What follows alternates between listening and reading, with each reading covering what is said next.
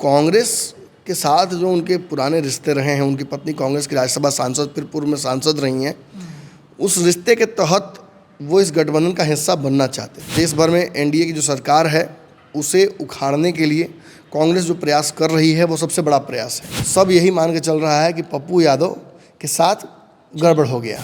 संतोष कुशवाहा के साथ जो सबसे बड़ा फैक्टर है वो ये है कि मोदी के प्रत्याशी हैं, मतलब जदयू के हैं लेकिन एनडीए के प्रत्याशी। नरेंद्र मोदी से मिले सब जो पुनः इन पर दाव खेल जरूर जदयू ने दिया है, लेकिन जदयू भी जानती है कि ये सीट बहुत कमजोर है। तो पप्पू यादव तो कांग्रेस में आके फंस गए। महेश्वर हजारी के पुत्र हों या पप्पू यादव हों या दो सांसद और जो उधर से आए हैं, आ तो सब रहे हैं, ज्वाइन सब कांग्रेस कर रहे हैं। टिकट अब तक किसी का कंफर्म हुआ नहीं है। पनोरमा ग्रुप, जो सोचता है वो करता है। आपके अपने सपनों का आशियाना। नमस्कार, भारत लाइव देख रहे हैं आप और ये गेम बड़ा है। पूर्णिया में हमारी चुनावी यात्रा लगातार जारी है। पूर्णिया में पिछले 3-4 दिनों से हम यहाँ पर कैंप कर चुके हैं। क्यों? क्योंकि यहाँ की राजनीति बड़ा दिलचस्प होती जा रही है। पूर्णिया की राजनीति देश भर में छाई हुई है। कारण है पप्पू यादव। पप्पू यादव ने जिस तरीके से यहाँ पर कांग्रेस में रहते हुए निर्दलीय अपना नामांकन दाखिल कर दिया, इससे कांग्रेस में एक बड़ा आहोपाती की स्थिति मची हुई है। जिस तरीके से पप्पू यादव ने यहाँ की राजनीति को बदल दिया है, बीमा भारती के नामांकन के बाद से हर तरफ राजनीति जो है इस बात के लिए चर्चित हो गई है कि पप्पू यादव क्या करेंगे। नामांकन वापसी को लेकर के कांग्रेस के प्रदेश अध्यक्ष अखिलेश सिंह ने कह दिया कि पप्पू यादव ने गठबंधन धर्म का पालन नहीं किया है। आला कमान से बात करेंगे। एक तरफ प्रदेश अध्यक्ष का ये बयान है, दूसरी तरफ जब हम पप्पू यादव से बातचीत करते हैं तो महागठबंधन धर्म का पालन करते हुए पप्पू यादव ने कहा कि धर्म का पालन करना दोनों तरफ से होना चाहिए। जहां हम पालन कर रहे हैं तो सामने वाला इंसान भी पालन करे तो शायद महागठबंधन या फिर कोई भी गठबंधन हो वो बच जाएगा। ज़्यादा कुछ पप्पू यादव ने इस सवाल पे तो जवाब नहीं दिया है, लेकिन इशारों में सब कुछ समझा दिया कि कहीं ना कहीं उनके मन में एक जो टीस है वो मची हुई है। क्यों नहीं उनको टिकट दिया गया? त्रिकोणीय मुकाबले के बीच पूर्णिया की जनता किसे पसंद कर रही है, ये पब्लिक रिएक्शन के माध्यम से हम आपको बता रहे हैं। लेकिन असली खेल क्या होने वाला है, पूर्णिया में क्या होगा? लालू प्रसाद यादव के जो कैंडिडेट है बीमा भारती, वो क्या पप्पू यादव का वोट काट लेंगे? संतोष कुशवाहा का क्या होगा, जो पूर्णिया में वर्तमान में एमपी हैं, वो भी अलग अलग क्षेत्रों में जा रहे हैं, घूम रहे हैं। गेम बड़ा में आज इस विषय पर ही चर्चाएं होंगी, केंद्रित रहेगा पूर्णिया। चलिए अपने संपादक नमन मिश्रा सर से जुड़ते हैं। सर, पूर्णिया की राजनीति बड़ा दिलचस्प बनती चली जा रही है। पप्पू यादव ने बयान तो दिया है कि गठबंधन धर्म का पालन दोनों तरफ से होना चाहिए। क्या लग रहा है, क्या करेंगे पप्पू यादव? पीछे हट जाएंगे क्या? नामांकन वापस ले लेंगे क्या वो? देखिए, नामांकन तो वो वापस नहीं लेंगे, ये तो आपके इंटरव्यू में उन्होंने स्पष्ट कर दिया है। और मुझे भी ये जानकारी है कि वो अब जैसे भी लड़ाई होगी उसे लड़ने के लिए उतर चुके हैं। ये भी आप जान लीजिए कि पप्पू यादव मौजूदा स्थिति में पूर्णिया के संतोष कुशवाहा चूँकि सिटिंग सांसद हैं, तो ये नहीं कहूँगा कि उनके पहले, लेकिन बीमा भारती से पहले इस सीट पर दावा उन्होंने ठोक दिया था और उनकी चुनावी तैयारी लगभग 2.5-3 सालों से चल रही है। जैसे जैसे चुनाव नज़दीक आया वैसे वैसे प्रणाम पूर्णिया और अलग अलग कार्यक्रमों के माध्यम से उन्होंने अपनी दावेदारी और मजबूत की। लेकिन कांग्रेस के साथ जो उनके पुराने रिश्ते रहे हैं, उनकी पत्नी कांग्रेस की राज्यसभा सांसद फिर पूर्व में सांसद रही हैं, उस रिश्ते के तहत वो इस गठबंधन का हिस्सा बनना चाहते थे। व्यापक तौर पर देश भर में एनडीए की जो सरकार है उसे उखाड़ने के लिए कांग्रेस जो प्रयास कर रही है वो सबसे बड़ा प्रयास है। काफ़ी है कि नहीं, वो अपनी जगह पर है, लेकिन क्षेत्रीय दलों से कहीं ज़्यादा मजबूत तो कांग्रेस है ना इस स्थिति में, और पप्पू यादव भी यही बात समझते हैं। लेकिन बिहार में चूँकि राजद एक ऐसी पार्टी है जो कई पार्टियों को इस गठबंधन का हिस्सा नहीं बनने देना चाहती है, उसमें से एक पप्पू यादव की पार्टी है। इस वजह से ये पेच फंस जाता है। पप्पू यादव पूर्व में राजद के ही थे। एक समय उनकी सबसे बड़ी चेष्टा या राजनीतिक महत्वाकांक्षा कहिए या उनकी हठधर्मिता कहिए कि उन्होंने खुद को लालू के समानांतर तो नहीं, लेकिन तेजस्वी के समानांतर जरूर प्रस्तुत किया, और उसी विकल्प बनने के चक्कर में उनका रिश्ता जो है वो खराब हुआ। उन्होंने व्यक्तिगत तौर पर ऐसा कुछ नहीं कहा जिसकी वजह से मतलब राजनीति आगे न साथ में की जा सके। और आज तक तो नीतीश कुमार और तेजस्वी यादव ने कितना कुछ एक दूसरे के खिलाफ कहा है, फिर भी गठबंधन कर लेते हैं। भाजपा कितना कुछ कहती है, फिर गठबंधन कर लेते हैं। तो पप्पू ने आखिर ऐसी कौन सी गलती कर दी जिसकी सज़ा उन्हें दी जा रही है? यहाँ दूर दूर तक सोचने पर भी यही समझ में आता है कि पप्पू यादव हो सकता है कि तेजस्वी के लिए डायरेक्ट खतरा बन जाए आने वाले समय में, अगर वो इस गठबंधन का हिस्सा रहें। इसी वजह से ही उनको कुर्बान करने की कोशिश राजद करती रही है।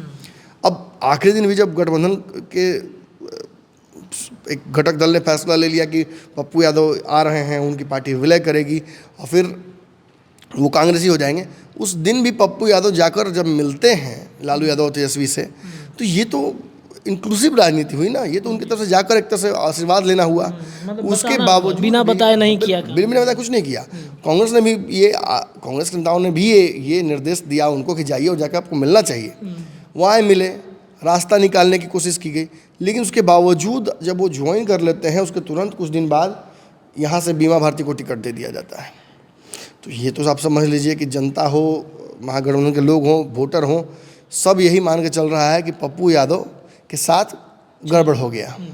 छल धोखा जैसे शब्दों का प्रयोग हम क्यों करें? ये तो राजनीति करते हैं, ये तो दावपेच भी है। जनता तो कह रही है, लालू ने एक दावपेच खेला। जनता मतलब ये बात कह रही है कि जनता ये कह रही है कि छल हुआ है। हमने कई लोगों से बात की, सब कुछ रिकॉर्डेड प्रूफ भी है कि यहाँ पर पप्पू यादव आए तो पीछे से थे, लेकिन बीमा भारती से पहले, लेकिन सबसे आगे पप्पू निकल गए हैं। अब देखिए, संतोष कुशवाहा के साथ जो सबसे बड़ा फैक्टर है वो ये है कि मोदी के प्रत्याशी हैं, मतलब जदयू के हैं लेकिन एनडीए के प्रत्याशी हैं, और उनको मोदी का वोट, मोदी के चेहरे का फ़ायदा मिलने जा रहा है। इसके अलावा उनके पास ऐसी कोई क्वालिफिकेशन नहीं है संतोष कुशवाहा के पास जिसकी वजह से उन्हें पुनः सांसद बनाया जाए। मुझे लगता है कि अगर देश के सांसदों में अगर आप हायरार्की निकालिएगा तो नीचे से टॉप करने की ज़्यादा संभावनाएं हैं संतोष कुशवाहा की, जो जनता बोल रही है उस आधार पर। मैं पूर्णिया कोई पहली बार नहीं आया हूँ, आता जाता रहा हूँ पूर्णिया कितनी बार, और अक्सर स्वभाव के अच्छे हैं, सरल व्यक्तित्व है, सहजता से राजनीति करते हैं, बहुत तामझाम में नहीं रहते हैं, लेकिन फिर भी जनता संतुष्ट नहीं है संतोष कुशवाहा से। और ये केवल मतलब एक व्यक्ति के तौर पर, एक राजनेता के तौर पर नहीं है, बल्कि जदयू के रिप्रेजेंटेटिव के तौर पर भी है। इन्हें यहाँ से रिप्लेस करने की तैयारी भी चल रही थी। आपको याद होगा गणेश परिक्रमा की है, सारे जदयू के नेताओं से मुलाकात किए हैं, नरेंद्र मोदी से मिले, सब जो पुनः इन पर दाव खेल जरूर जदयू ने दिया है, लेकिन जदयू भी जानती है कि ये सीट बहुत कमज़ोर है।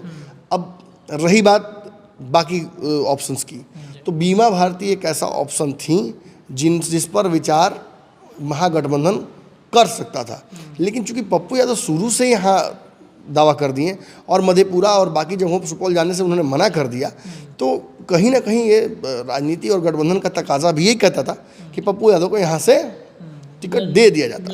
लेकिन जब नहीं दिया गया तो अब लड़ाई त्रिकोणीय हो चुकी है। राहुल गांधी भी सर जानते थे, इस वजह से शायद उन्होंने पहला कैंप अपना बिहार में राहुल गांधी यहीं से कैंपिंग किए, सारा कुछ किए। वही तो मैं समझ नहीं पा रहा हूँ, इस बात का जवाब कोई कहाँ दे रहा है कि जब राहुल गांधी इस क्षेत्र में आए, इन क्षेत्रों में जाकर उन्होंने कैंपिंग किया, तो सीट लेने में सफल क्यों नहीं रहे? इसका जवाब देना पड़ेगा ना। किशनगंज एक सीट आपकी जीती हुई सीट थी, क्या वही छोड़ देते हैं? तो आपने लिया कहाँ? वो नहीं, आपने लिया नहीं। मधेपुरा पप्पू यादव को सुपौल भेजने की तैयारी चल रही थी, वो जाना चाहते नहीं हैं, तो पप्पू यादव तो कांग्रेस में आके फंस गए। एक और पेच है, महेश्वर हजारी के पुत्र हों या पप्पू यादव हों, या दो सांसद और जो उधर से आए हैं, आ तो सब रहे हैं, ज्वाइन सब कांग्रेस कर रहे हैं, टिकट अब तक किसी का कंफर्म हुआ नहीं है। तो क्या कांग्रेस भी खेल खेल रही है कि बुला बुला के लोगों को ज्वाइन करा करा के उनका संभावना समाप्त कर रही है उस तरफ से भी? समझिएगा। और तो ऐसा हो जाएगा कि जातो गवाए भातों ना खाए वाला हाल। और ऐसी स्थिति में पप्पू यादव ने निश्चित तौर पर एक माने मजबूरीवश ही फैसला लिया, लेकिन बहुत मजबूत फैसला ले लिया है कि वो यहाँ से चुनाव लड़ रहे हैं। और जनता, एक बहुत बड़ा हिस्सा शहरी वोटर्स का तो पप्पू के साथ 100% खड़ा है। और बाकी गाँव के क्षेत्रों में अब गए हैं, हम भी गए, हमने देखा कि जिन क्षेत्रों में जहाँ यादवों की जनसंख्या है वहाँ तो निश्चित तौर पर मतलब किसी के सोच नहीं रहे हैं। और आज रुपौली में भी वो गए हुए हैं जहाँ की विधायिका बीमा भारती हैं, वहाँ भी परिस्थितियाँ घुमा फिरा कर वही निकल रही हैं। तो निश्चित तौर पर बीमा भारती मुझे लगता है कि रेस से बाहर हो गई हैं, और लड़ाई जो मुख्यतः है वो इन दोनों के बीच में ही हो गया है। अब इसमें कौन बाजी मारता है ये आने वाले वक्त में समझ में आएगा। देखिए जो दिख रहा है ऊपर ऊपर, अब रही बात इसका असर क्या होगा, पप्पू यादव तो पीछे नहीं हटेंगे। ये हल्ला कल से मचाया गया कि पप्पू यादव अपना नामांकन वापस ले लेंगे क्योंकि प्रदेश अध्यक्ष उनसे नाराज़ हैं। तो पप्पू यादव अपने इंटरव्यू में तो कह तो दिया कि हमारे बड़े भाई जैसे हैं अखिलेश सिंह, लेकिन अखिलेश सिंह को बड़ा भाई तो मान रहे हैं, नेता मान रहे हैं, क्योंकि नेता तो फैसला ले लिया है कि इनको नहीं लड़ना है, फिर भी नामांकन किए हैं। अब ये व्यक्तिगत रिश्ता कांग्रेस इनका कैसा रहेगा ये आने वाले वक्त में समझ में आएगा। चूंकि कांग्रेस की सदस्यता इन्होंने ली नहीं है, जहाँ तक मुझे जो जानकारी है, तो इनको कांग्रेस के संविधान के तहत 6 साल के निष्कासित नहीं किया जा सकता है। चुनाव लड़ेंगे, हार भी जाते हैं, जीत भी जाते हैं, तो वापस जाकर कांग्रेस ज्वाइन कर सकते हैं। तो कांग्रेस भी कहीं ना कहीं यहाँ पे फंसाई हुई है। लेकिन प्रदेश अध्यक्ष जो बिहार में हैं वो थोड़े कमज़ोर हुए हैं, इसी वजह से ये जो समीकरण है वो थोड़ा सा उलट हो गया है पूर्णिया में। खैर ये तो रही बात यहाँ की। एक बात आपको और बता दें हम, जो पप्पू यादव का यहाँ से समीकरण है, जो जिस तरह से उन्होंने नामांकन किया है, इसका कुछ नुकसान भी होने वाला है। वो कैसा सर? वो महागठबंधन को होगा। देखिए आप भी घूम रहे हैं, मैं भी घूम रहा हूँ, हम लगातार किशनगंज करौलिया जहाँ भी जा रहे हैं, कटिहार, सब जगहों पर ये पप्पू यादव वाला चैप्टर आ रहा है।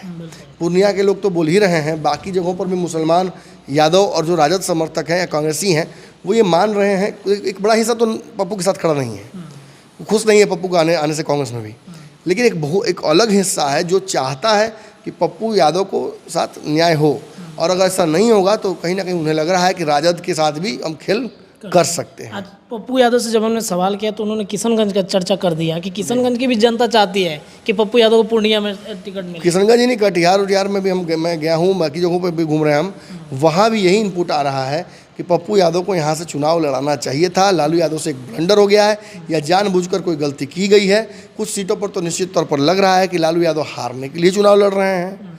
अब ऐसी स्थिति अगर पूर्णिया में की गई है तो इसका खामियाजा आसपास के जो मुस्लिम बहुल इलाके हैं, या मैं इस तरह से कह दूँ कि राजद और कांग्रेस का जो गढ़ है इस तरफ, अब गढ़े में कमज़ोर हो जाएगी कांग्रेस पप्पू की वजह से, तो ये बड़ा एक फैक्टर हो जाएगा। ठीक है, पप्पू मान लीजिए चुनाव ना जीते, लेकिन इन क्षेत्रों में अगर वोट पप्पू यादव के चलते निगेटिव पड़ जाता है महागठबंधन को, तो क्या किशनगंज और बाकी जगहों पर रिस्क लेने के लिए कांग्रेस तैयार है?